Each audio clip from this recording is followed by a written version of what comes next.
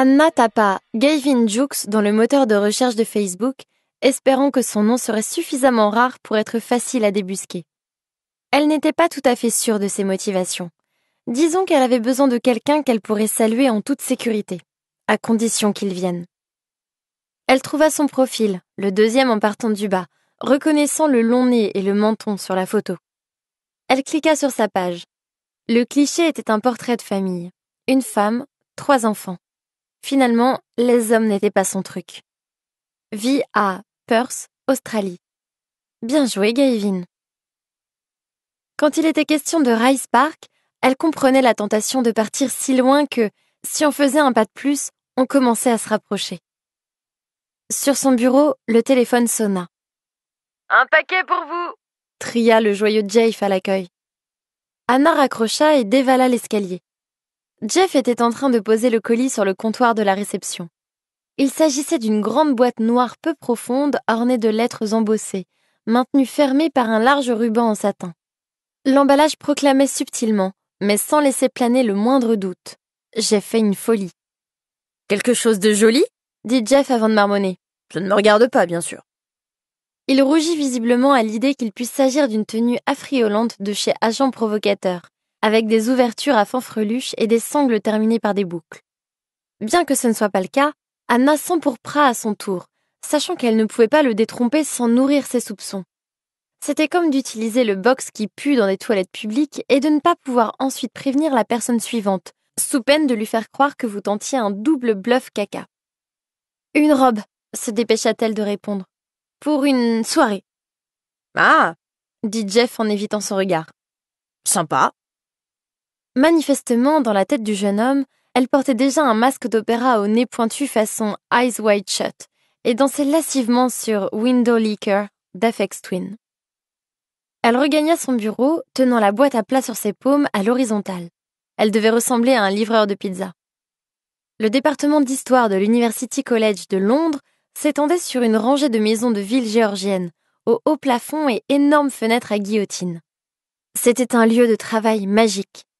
Dans ses accès de sentimentalisme, Anna y voyait une compensation spirituelle pour l'époque de sa scolarité, le rêve après le cauchemar.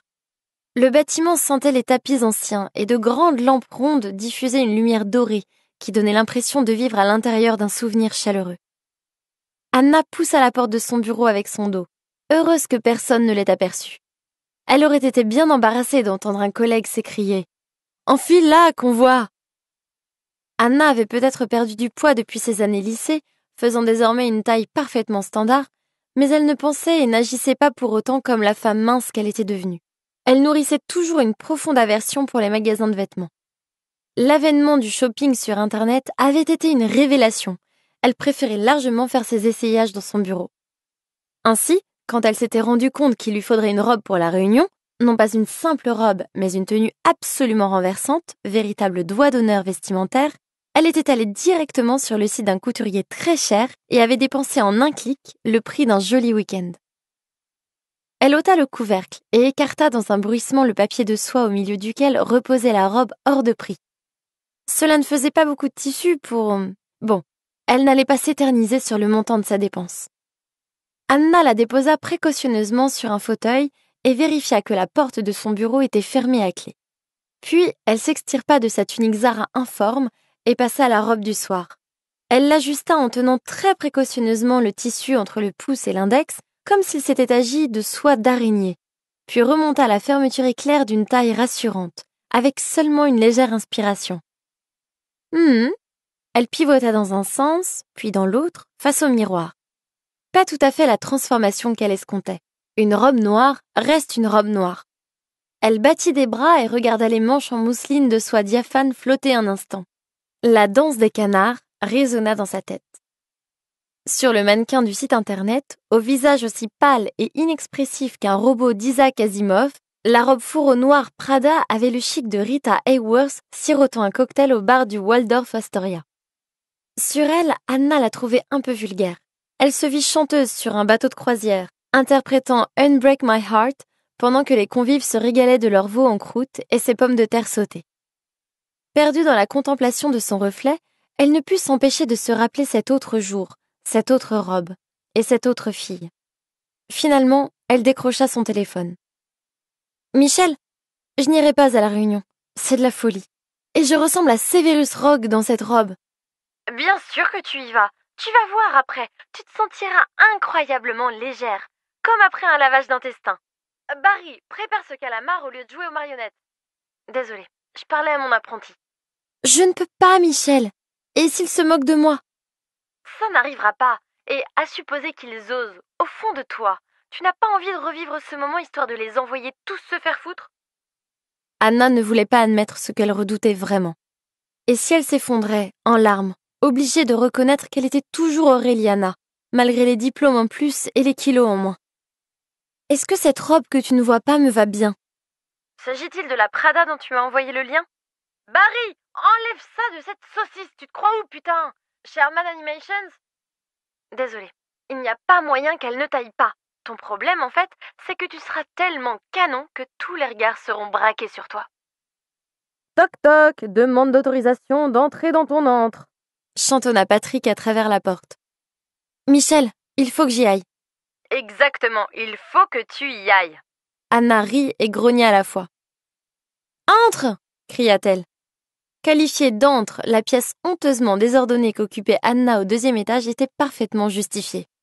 En tant qu'enseignante, spécialiste de la période byzantine, elle bénéficiait de l'indulgence qu'on accorde à la figure du professeur Maboul. En matière de ménage et de rangement, elle en abusait. Les livres s'empilaient sur les dossiers, qui s'entassaient sur encore plus de livres. Le chaos ambiant était néanmoins une insulte à la beauté de la pièce, et Anna en éprouvait une certaine culpabilité. Le bureau de Patrick se trouvait à l'autre bout du couloir. Il enseignait le commerce de la laine sous les Tudors.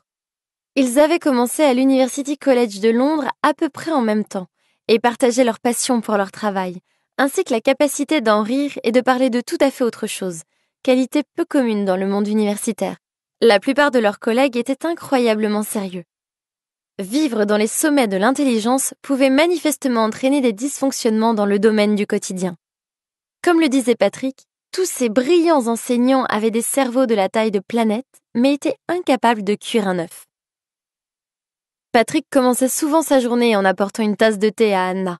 Il buvait la sienne assis sur le fauteuil de bureau bleu vif, après l'avoir débarrassé d'une pile de boîtes de classement, du manteau d'Anna et de divers éléments qu'elle utilisait pour ses cours.